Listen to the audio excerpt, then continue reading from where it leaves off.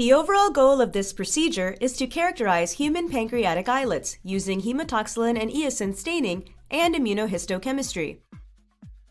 This is accomplished by creating serial sections from a pancreas sample embedded in a paraffin block.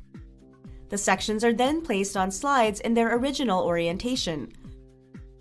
A portion of the slides are stained with hematoxylin and eosin, while the remaining slides are stained by immunohistochemistry.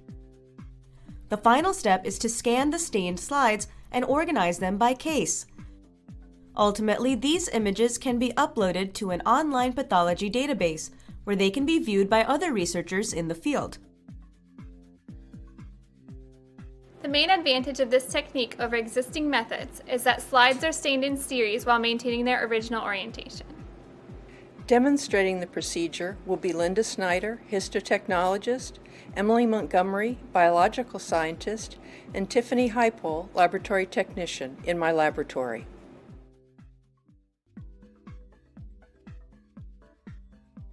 To begin, set up the water bath and microtome following standard procedures for paraffin microtomy.